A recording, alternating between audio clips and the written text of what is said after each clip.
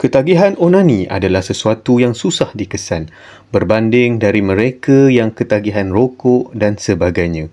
Walaupun begitu, mereka yang ketagihan kepada onani kebanyakannya mahu berhenti dan telah mencuba pelbagai cara untuk menghentikan tabiat itu. Onani atau dikenali sebagai masturbasi adalah perbuatan melibatkan sentuhan pada alat kelamin sendiri sehingga mencapai puncak syahwat sama ada lelaki mahupun wanita. Namun persoalannya, kenapa dengan mencapai puncak syahwat boleh menjadikan ketagihan?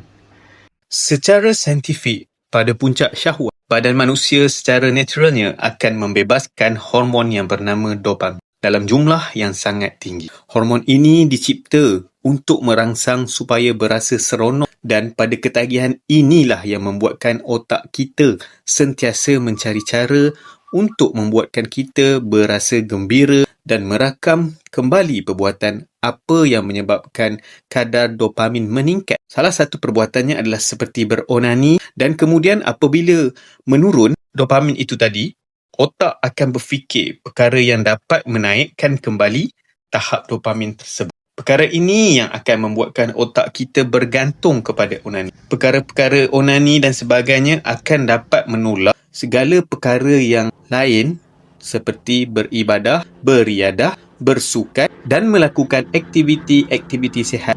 Dalam konteks agama Islam pula, yang sentiasa mahukan dopamin inilah yang digelar nafsu. Nafsu bermaksud dorongan hati. Perkara seperti ingin makan, tidur, minum merupakan nafsu.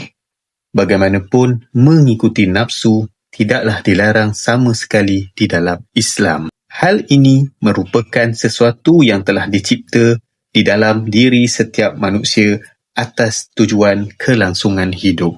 Firman Allah di dalam surah Al-A'raf ayat 31 menerangkan perihal berkaitan ini. Firman ini dapat difahami nafsu tidaklah dilarang untuk kita dan yang dilarang itu adalah bersikap melampaui batas, yakni hawa nafsu. Nafsu dan hawa nafsu merupakan perkara yang harus difahami dan perlu diketahui perbezaannya agar dapat mengetahui bagaimana cara untuk mengatasinya. Dengan kata mudah, nafsu merupakan dorongan hati apabila mahukan sesuatu. Hawa nafsu pula merupakan dorongan kepada sesuatu secara melampau. Sebagai contoh, apabila kita berasa lapar, kita akan makan. Ini nafsu. Dan apabila kenyang, kita perlu berhenti. Jika masih terasa mahu makan, ini pula hawa nafsu. Berbalik kepada masalah kepada ketagihan onani. Onani merupakan satu perkara yang melampau dan ada disebutkan di dalam Al-Quran, surah Al-Mu'minun ayat 5 hingga 7. Allah mencela perbuatan tersebut dan jika kita merasa takut dengan celaan Rabbul Izzati, maka berusahalah sedaya upaya dengan berhenti. Antara cara yang efektif adalah dengan berkahwin, namun perkahwinan bukanlah satu perkara yang mudah. Maka di sinilah wujud satu kaedah, iaitu berpuasa dengan niat untuk menahan diri.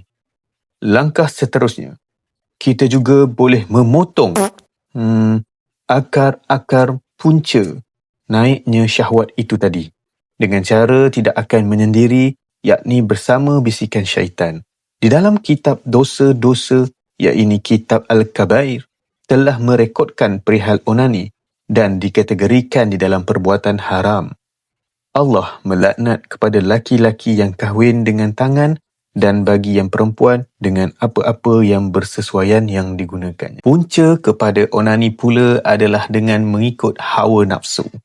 Manusia memang berfitrah mempunyai kemahuan syahwat agar dapat menghindari dari kepupusan. Kerana itu, kita diberikan akal fikiran supaya dapat memandu nafsu mengikut syariat yang telah disampaikan dan bukan mengikut secara membabi buta. Akhir kata, otak memerlukan lebih kurang 2 hingga 3 bulan untuk membaiki level dopamin akibat dari kerosakan berpunca dari ketagihan onani. Dan bila kita mencuba untuk tidak melakukan onani, kita mungkin berasa tekanan di sini. Tetapi jangan risau dan tabahkan diri. Ingat tujuan kita untuk berhenti, kerana hati yang tabah sangat diperlukan untuk menghentikan tabiat ini. Allah memandang usaha kebaikan yang kita lakukan. Semoga perkongsian kali ini dapat sama-sama kita peroleh kebaikan. Yang buruk datang dari kejahilan kita, manakala yang baik adalah dari Allah semata-mata. Jika anda rasa konten ini bermanfaat, follow. Mari kita belajar sama-sama.